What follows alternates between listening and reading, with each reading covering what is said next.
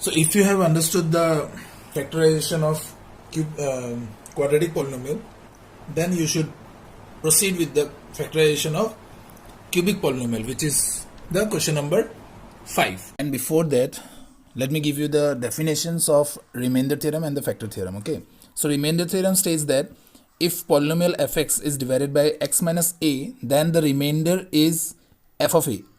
Okay, and factor theorem states 2 points, that is, if f of a is 0, then x minus a will be the factor of the polynomial, or if x minus a is the factor of the polynomial, then f of a is 0. This is 0. Okay, now question number 5 also have 2 methods. Okay, first take the first part, in which one method is longer and easier and the other method is shorter but somewhat difficult. Difficult means you have to think very much in this method. So I'll be covering both the methods. Let me see which method would you like.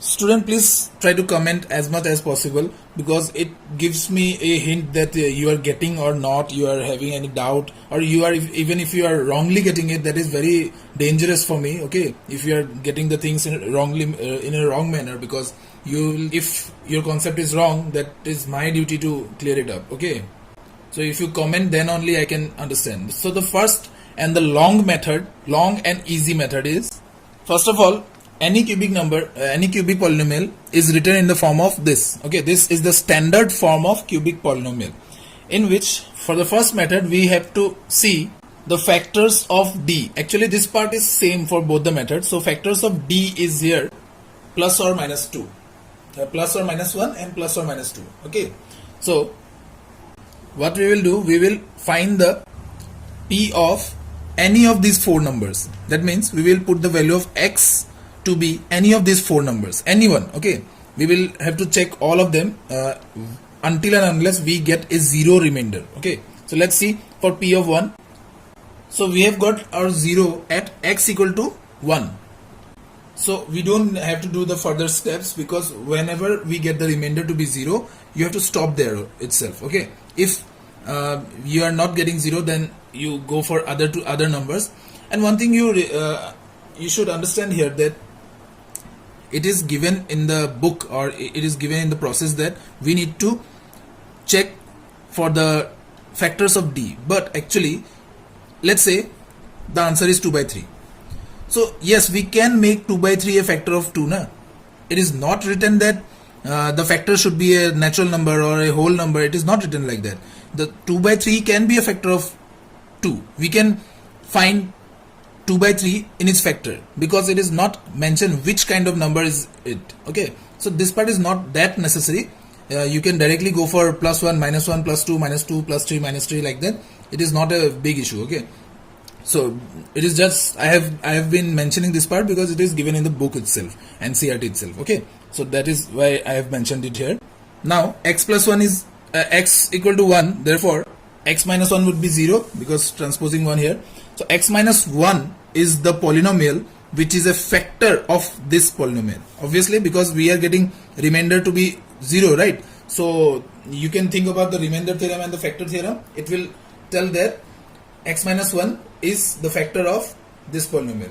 So now if x minus 1 is a factor of the given polynomial, then we can directly divide both of the polynomials and we will get the remainder to be how much?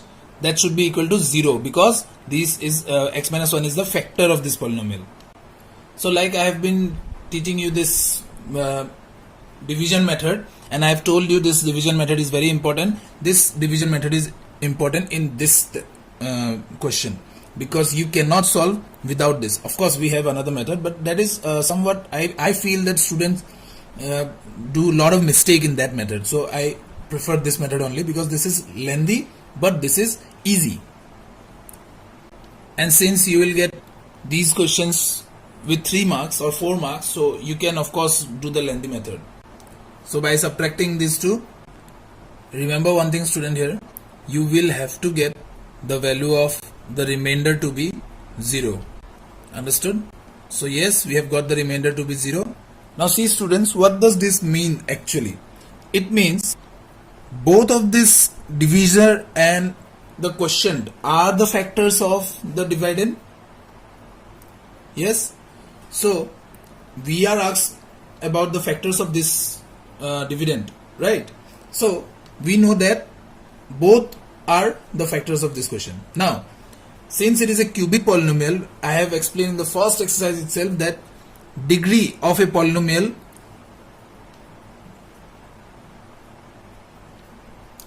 describes the number of zeros or the number of factors of the polynomial. So we will have 3 factors here. Now we are having 2 factors, but this one is a quadratic equation, and we have learned how to find the factors of a quadratic equation. So we can apply that method here, and we can apply the splitting the middle term here to find the other 2 factors of this polynomial. Okay, one of the factors we have got and other is this one. It is just like if we can say we have got the factors to be 15 and 7 for any number.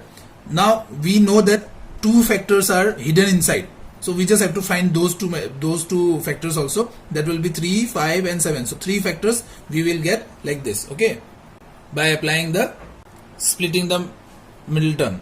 Now minus 2 plus 1 will give us minus 1, and minus 2 into plus 1 will give us minus 2 only. So x minus 2 is remain after taking x as common, and by repeating it we get this, okay. So these are the 3 required factors of the given question. Have you understood? First of all, what we have done, we have found the value of x for which this polynomial will be getting remainder as 0, and then we have formed our polynomial and then divide these two so that remainder is 0. And when we get the remainder is 0, remainder will always be 0. You have to understand this. If you are getting remainder not 0, then your process is wrong. Okay. Now, when we get remainder as 0, we will just write the 2 factors here by splitting the middle term, and we will get the 3 required factors. Okay.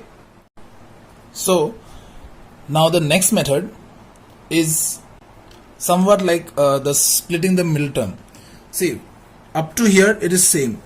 Up to here you have to do the same thing for the next method also, in which we have got our one factor as x minus 1. First of all, you have to find one factor, okay, then we will find the other factors.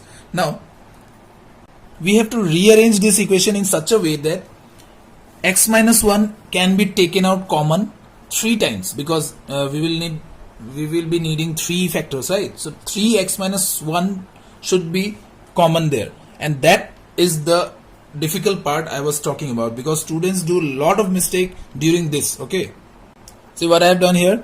I have written minus 2x square as minus x square and minus x square. I have omitted the 2 here, and also I have split this minus x as plus x minus 2x. So it is just like the splitting the middle term only, but there are 2 middle terms, right? So both the 2 middle terms will be splitted like this, in such a way that I will have to get x minus 1 as my common term, okay, and then write 2 here.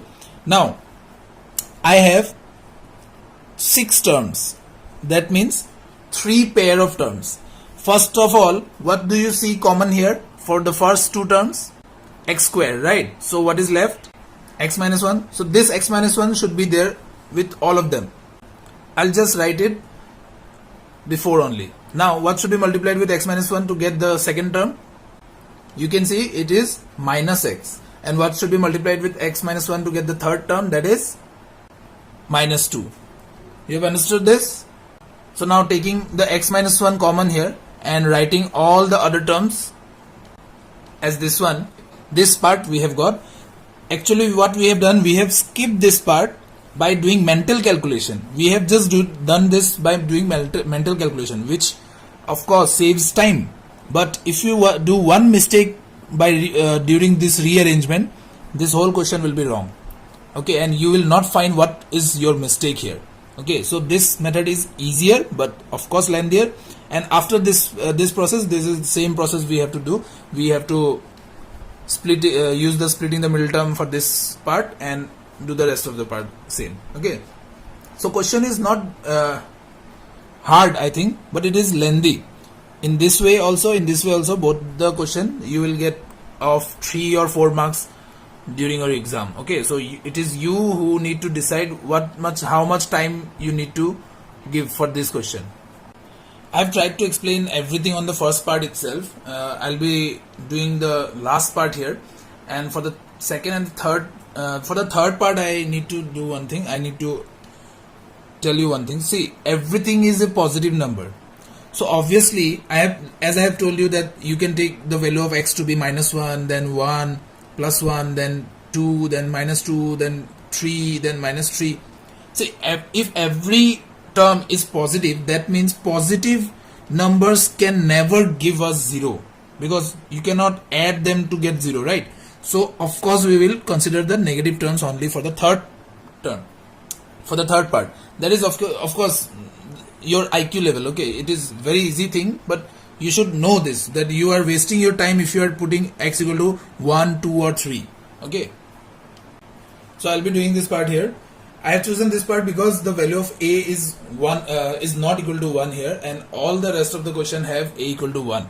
So of course I will do both the methods. First of all, let me find the value of y for which this polynomial will give us the value to be 0, the remainder to be 0. So let me first put the value of y to be equal to 1. Okay, then the p of 1, we will get the p of 1 that is equal to 0. That means y equal to 1 is the 0 of this polynomial, and y minus 1 is one of the factor of this polynomial. Okay, so I think you know what to do the rest. So try dividing these questions and then watch the video.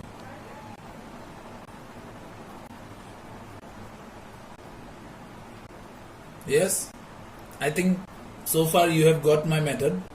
Students, I request you to watch each and every second of the video, because this is maths. Okay, I'm not giving you any lectures. You'll not get what I want to give you if you are not watching all the parts. Okay, you may watch the video in 2x or 1.75 whatever, but don't skip any part just because you think you know. Okay, because I'm here giving you each and every step with crystal clear methods.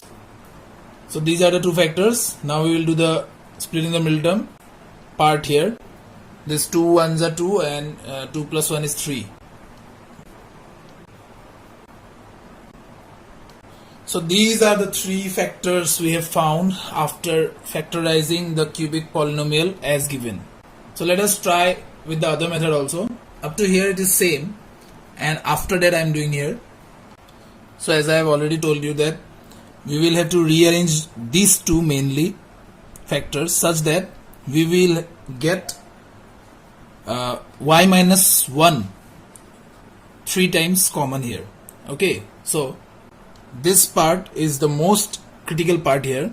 I have written plus y square as minus 2y square plus 3y square, so that I will get y minus 1 here as common. Next I have written minus 2y as minus 3y plus y, so that y minus 1 I will get here. Sorry, this one is minus 1. Okay, this one was minus 1, so I will get y minus 1 here. Understood? And in this way I will automatically get y minus 1 as common here. Okay, so clearly we have y minus 1 in common in all the 3 terms.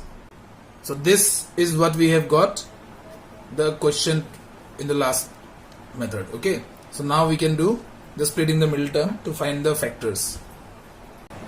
So that's all for today. Thank you. See you in the next video.